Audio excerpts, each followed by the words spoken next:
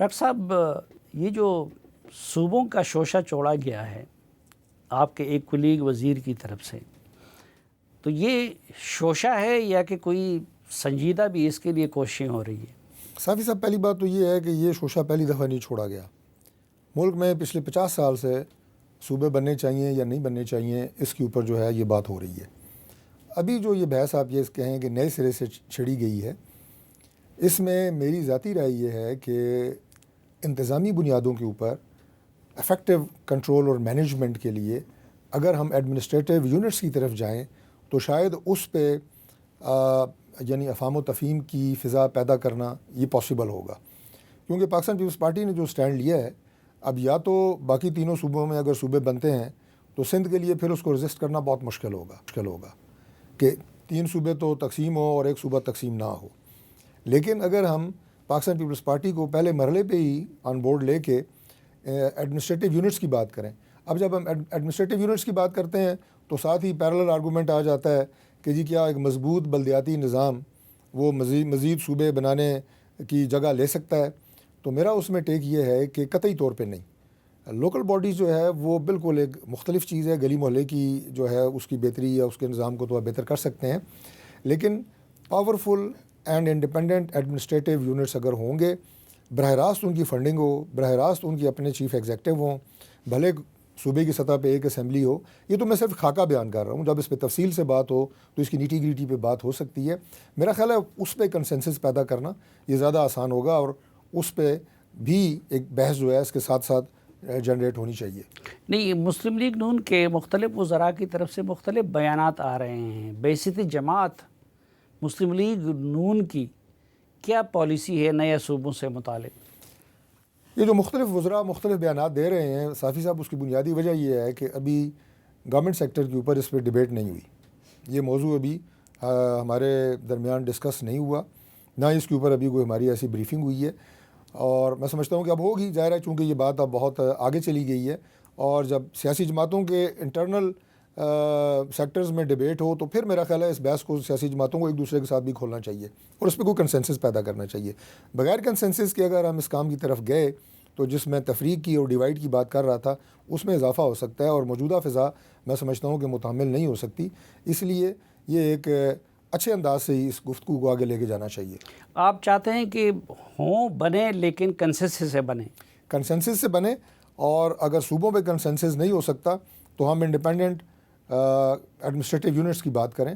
وہ بھی اتنے ہی میں سمجھتا ہوں کہ سود مند ہوں گے اگر ہم چاہتے ہیں کہ عوام تک ان کے حقوق بھی پہنچیں اور ان کے مسائل بھی حل ہوں، اور ہمارے جو پاکستان کے پسماندہ علاقے ہیں، جو لوگ کہتے ہیں جی کہ ہمارے پاس ریسورسز نہیں آئے، ہماری محرومیاں ہیں، وہ بھی اس طریقے کے ساتھ بڑے اچھے طریقے سے دور ہو سکتی ہیں.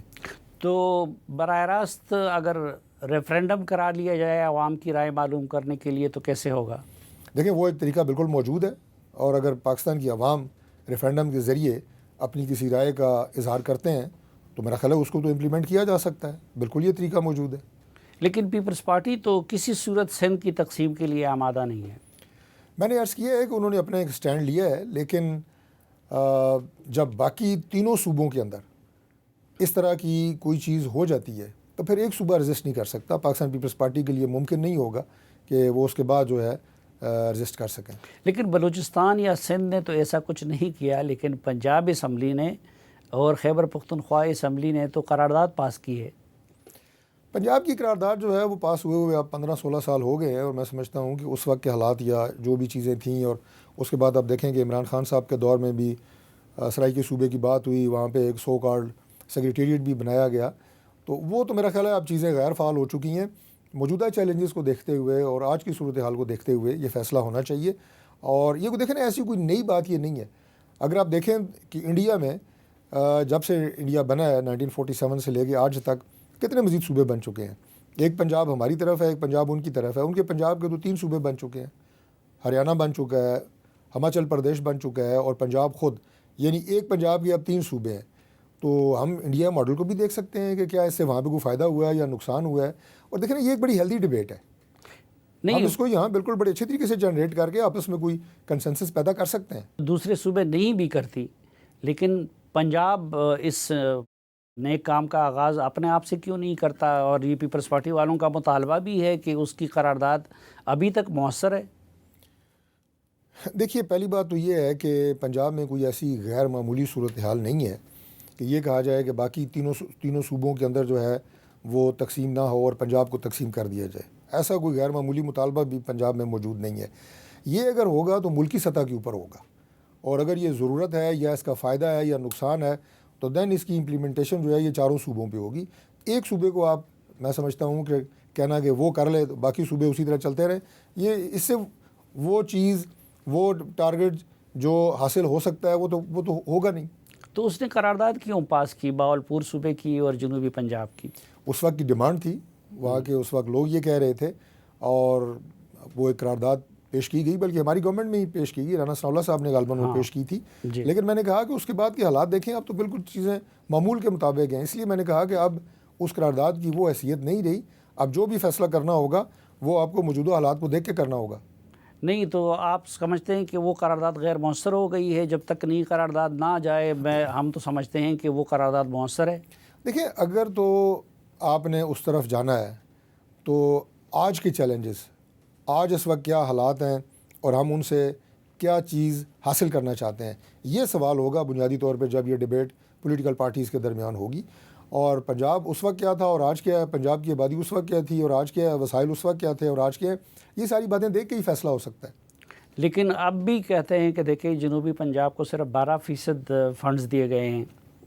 دیکھیے، سب سے جب میں نے ایڈمنسٹریٹو یونٹس کی بات کی نا، اور انڈیپینڈنٹ اور افیکٹو، تو بات یہ ہے کہ اس وقت صوبوں کو جو فنڈز دیے جاتے ہیں وہ NFC ایوارڈ کے حوالے سے دیے جاتے ہیں، آبادی کی بنیاد کے اوپر۔ اگر ایڈمنسٹریٹو یونٹس کو براہ راست ان کی آبادی کے مطابق فنڈنگ ہوگی تو پھر یہ نہیں رہے گا کہ کوئی علاقہ، کوئی ڈویژن یہ کہے جی کہ میرے جو وسائل ہیں وہ کوئی اور لے گیا۔ میں اب چاروں صوبوں کی بات کر رہا ہوں، یا میرے پاس جو ہے وسائل کم ہیں اور دوسرے ڈویژن یا دوسرے ضلع کے پاس وسائل زیادہ ہیں، بڑے شہر میں پیسے زیادہ دیے گئے ہیں، ہم محروم رہ گئے ہیں۔ سب سے بڑا صوبوں کو تقسیم کرنے کا جو مطالبہ ہے اس کی بنیاد یہ ہے جو میں آپ سے ڈسکس کر رہا ہوں، اور اس کو ایڈریس بھی اسی طریقے سے کیا جا سکتا ہے کہ اگر آپ ان ایریاز میں ان لوگوں کو ان کی ضروریات کے مطابق براہ راست اگر آپ ان کے وسائل دیں گے اور ان کے اپنے انڈیپینڈنٹ وہاں پہ کنٹرول ہوگا تو یہ سارے گلے اور شکوے یہ ختم ہو جائیں گے۔ لیکن کچھ لوگ یہ کہتے ہیں کہ جی ملک عموماً یہ ہے کہ وہ صوبے بناتے ہیں، لیکن پاکستان وہ ملک ہے جسے صوبوں نے بنا دیا ہے، اس لیے ان کو چھیڑنا پاکستان کی وحدت کے لیے اچھا نہیں ہوگا۔ دیکھیے، یہ بات جو آپ نے کی ہے میں اسے اس حد تک اتفاق کرتا ہوں کہ اگر یہ صوبے تقسیم کرنے والا عمل 18ویں ترمیم سے پہلے ہوتا تو شاید اس وقت آسان ہوتا۔ 18ویں ترمیم کے بعد صوبوں کو جو انڈیپینڈنس دی گئی ہے اور جو وسائل دیے گئے ہیں اس سے صوبے طاقتور ہو گئے ہیں۔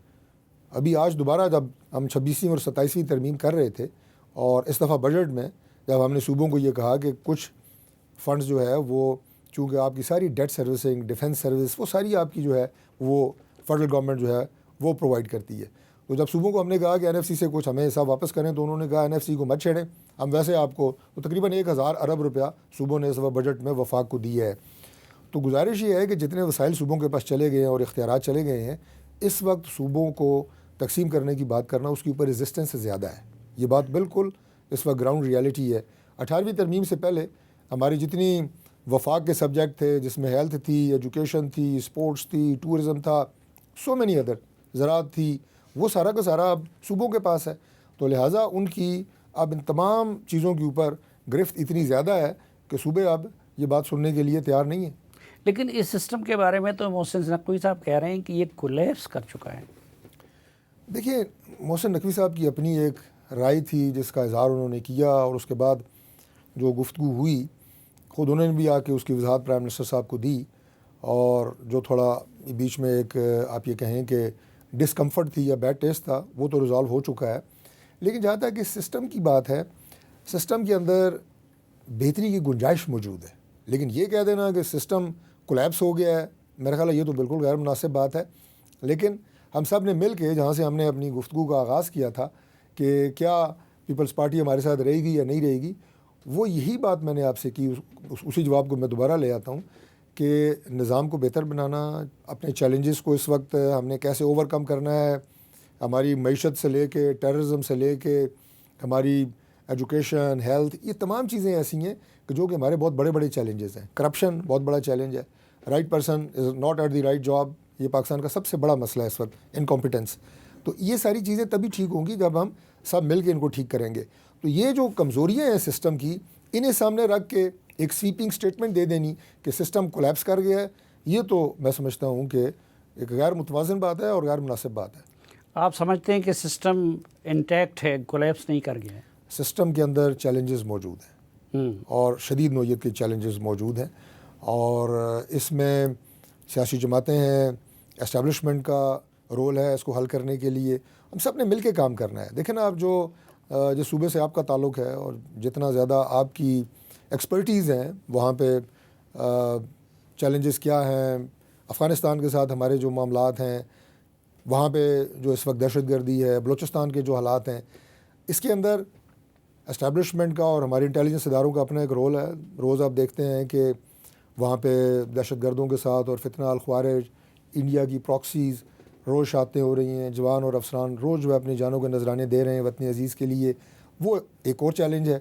پولیٹیکلی ہم نے کیسے ٹھیک کرنا ہے اپنی تعلیم کو، اپنی صحت کو، جو میں نے بات کی، اپنی معیشت کو، یہ سیاسی لوگوں کے کرنے کے کام ہے. تو وی آر ہینڈ اینڈ گلو. یہ میرا خیال ہے مل کے یہ باتیں ہو سکتی ہیں، اور جماعتوں کو بھی احساس ہے اس بات کا کہ ہم نے مل کے اس سسٹم کو ٹھیک کرنا ہے.